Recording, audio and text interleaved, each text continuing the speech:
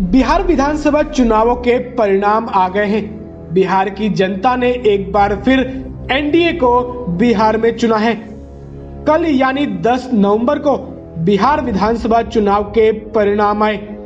इस परिणाम में एग्जिट पोल के सभी दावे फेल हो गए हैं, क्योंकि बिहार में महागठबंधन की नहीं बल्कि एनडीए की सरकार एक बार फिर बनने जा रही है। बिहार विधानसभा चुनावों के परिणामों में एनडीए ने 125 सीटों पर जीत हासिल की है। यानी बिहार में एनडीए 125 सीटों पर जीत हासिल कर पूर्ण बहुमत की सरकार बनाने जा रही है। जहां एक तरफ इन विधानसभा चुनावों में एनडीए ने 125 सीटों पर जीत हासिल की, तो वहीं महागठबंधन 110 सीटों पर ही सिमट कर रह गई। इन विधानसभा चुनावों में आरजेडी 75 सीटों पर जीत के साथ सबसे बड़ी पार्टी बनी। बीजेपी 74 सीटें, जेडीयू 43 सीटें और कांग्रेस ने 19 सीटों पर जीत हासिल की। बिहार विधानसभा चुनावों के परिणाम आने के बाद आरजेडी अपनी हार बर्दाश्त नहीं कर पाई। आरजेडी ने चुनाव आयोग पर ही धांधलीबाजी करने का आरोप लगा दिया।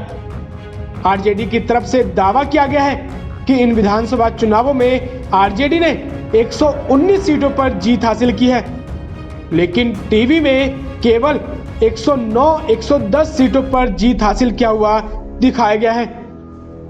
आरजेडी द्वारा लगाए गए इन आरोपों को चुनाव आयोग ने सिरे से खारिज कर दिया है।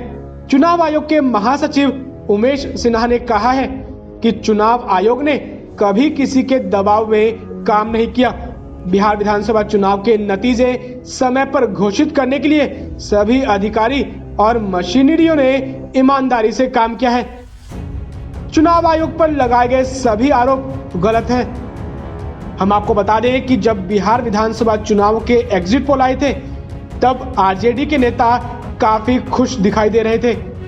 उस दौरान आरजेडी नेताओं की तरफ से कहा जा रहा था कि बिहार की जनता ने परिवर्तन किया है, बिहार में महागठबंधन की सरकार बनने जा रही है।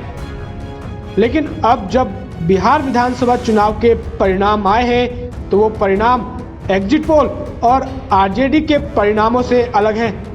और शायद यही कारण है कि आरजेडी महागठबंधन की हार को स्वीकार नहीं कर पा रही है। खैर, अब विधानसभा चुनाव के परिणाम आ गए हैं और ये भी सच्चाई है कि इन विधानसभा चुनावों में एनडीए की जीत हुई है और महागठबंधन की हार।